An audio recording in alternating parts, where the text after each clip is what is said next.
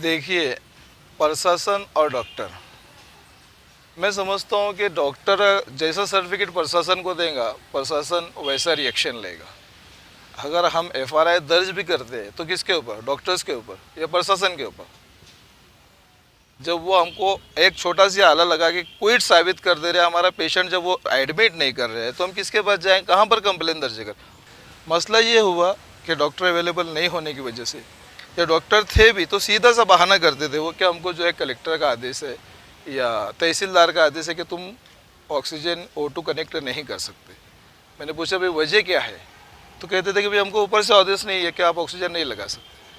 तो मेरे बोलने का मतलब ये है कि ज़्यादातर अमवात जो हुई है हार्ट के पेशेंट की, शुगर के पेशेंट की या बीपी की पेशेंट की, ऑक्सीजन नहीं मिलने की वजह से हुई। मेरा नाम जुनूस खान खलील खान है। हमारे ग्रुप का नाम राइट वे ग्रुप है। ये एक सोशल ग्रुप है जो सोशल एक्टिविटीज़ करता है। और रहा सवाल लॉकडाउन का, तो वैसे तो साल के 12 महीने हम लोग सोशल एक्टिविटी में लगे रहते हैं, ख़ास तौर से मेडिकल फील्ड में।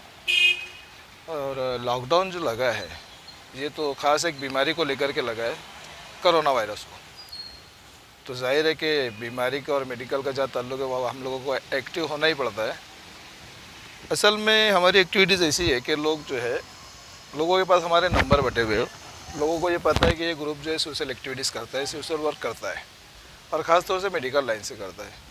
जैसे कि जीवनदायी योजना के काम हो गए, या किसी का बड़ा ऑपरेशन है, किसी भी तरह से अगर मेडिकल फील्ड में कोई पेशेंट परेशान है तो जहाँ तक हो सकता है हम फाइनेंशियली CM-PM फंड वगैरह लगा के या योजना के तहत उनके काम, उनके ऑपरेशन हम फ्री ऑफ चार्ज करवा के देते हैं।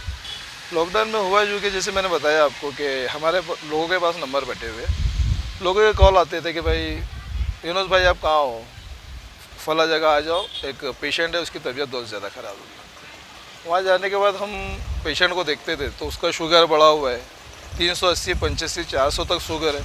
अब उसको रिक्शा वगैरह में डाल करके हॉस्पिटल ले जाए तो पहले तो हॉस्पिटल बंद, और जो हॉस्पिटल खुले हुए मिलते थे तो डॉक्टर्स वहाँ अवेलेबल नहीं। जो GPS डॉक्टर रहते, छोटे मोटे जो डॉक्टर है, बड़े डॉक्टर तो रहते नहीं थे, छोटे डॉक्टर, वो भी सिर्फ एक आला जिसे ऑक्सीपल्स कहते हैं, जिससे सेचुरेशन नापा जाता है, वो लेकर के बाहर रिक्शा में आते थे और पल्स ऑक्सी लगा करके सिर्फ सेचुरेशन पेशेंट का देखते थे कि भाई इसकी सांस कितनी चल रही है, कितने % ऑक्सीजन ले पा रहा है। वो देखने के बाद में वो सीधा बोलते थे कि भाई इसको सांस लेने में दिक्कत हो रही है, आप इनको जीवन हॉस्पिटल लेके जाओ या सिविल हॉस्पिटल लेकर जाओ। जबकि होना ये चाहिए था कि उसका आप शुगर जाँचो, उसका BP जाँचो, सेचुरेशन किस वजह से डाउन जा रहा है, किस वजह से सांस लेने में दिक्कत हो रही है, ये जाँचो। उसके बाद आप डिसीजन लो कि ये कोविड पेशेंट है, इसको हम यहाँ नहीं रख सकता, फला कोविड सेंटर ले जाओ। लेकिन ऐसा कुछ भी नहीं होता था। डायरेक्ट से बाहर रिक्शा में आके वो ऑक्सीपल्स लगाते थे और सीधा सांस लेने में दिक्कत है बोल के रिफ़र कर देते थे, सुई ले जाओ या जीवन ले जाओ।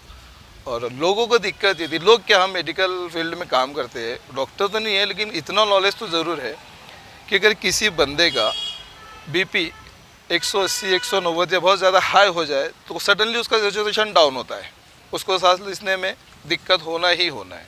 या किसी का शुगर बहुत ज़्यादा हाई हो जाए, उसको भी सांस लेने में दिक्कत होती है।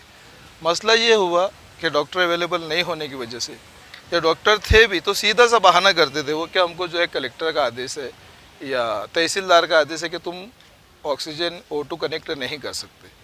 मैंने पूछा भाई वजह क्या है, तो कहते थे कि भाई हमको ऊपर से आदेश नहीं है कि आप ऑक्सीजन नहीं लगा सकते। तो मेरे बोलने का मतलब ये है कि ज़्यादातर अमवात जो हुई है हार्ट के पेशेंट की, शुगर के पेशेंट की या BP की पेशेंट की, ऑक्सीजन नहीं मिलने की वजह से हुई।